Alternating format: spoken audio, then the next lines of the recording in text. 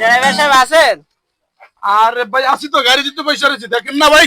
আরে ভাই দেখছি তো, যা কর না, যাইবেন নি বাজারে? কই ভাই, কই কই যাবেন? এই যে সামনের বাজারে।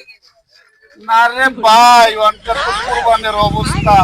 কুরবানের সময় মানুষ উঠলা উঠলা ভরি, এতকিন গোস্ত লই আড়ে, এত আর গাড়ি খুবই সমস্যা হয় ভাই। আপনি কি সিঙ্গেল নাই?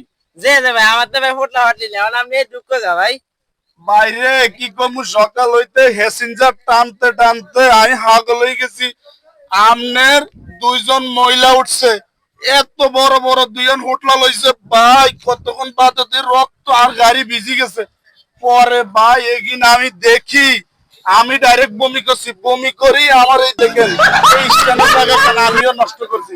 তাই ভাই অনেক কষ্ট হইছে, আমি 4 বালতি হানি মারি এটা পরিষ্কার করছি, তারপরে আবার আমি বমি করছি, এটা পরিষ্কার করছি। ভাই যাইতে পারেন ভাই, কিন্তু ভাই গোস্তের হোটলা টোটলা নেওয়া যাইব না, বুঝছো না না না ভাই, গোস্তের হোটলা হোটলা নাই। কিন্তু একলা যাইবেন তো ভাই। হ্যাঁ হ্যাঁ। তারপরে ভাই সন্দেহ লাগে, আবার না। কইতেন গোস্ত লইয়া ওঠেন। আরে ভাই চিন্তা করেন না, চিন্তা করেন না, ভাড়া দিও বাড়ে 4-500 দিয়া ধরাই দেবো, সমস্যা নেই। 500 দিবেন? 500? হ্যাঁ, হ্যাঁ। আরে ভাই ওঠেন ওঠেন ওঠেন, 500 দিলে ওঠেন ভাই, ওঠেন। হ্যাঁ ওঠেন ওঠেন ওঠেন, ঠিক আছে ঠিক আছে, আচ্ছা ঠিক আছে ঠিক আছে।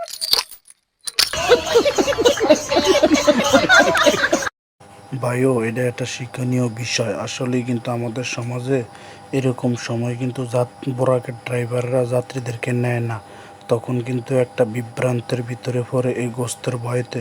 তাই শিক্ষণীয় ভিডিওটা সবাই একটু শেয়ার করে দিবেন। ধন্যবাদ।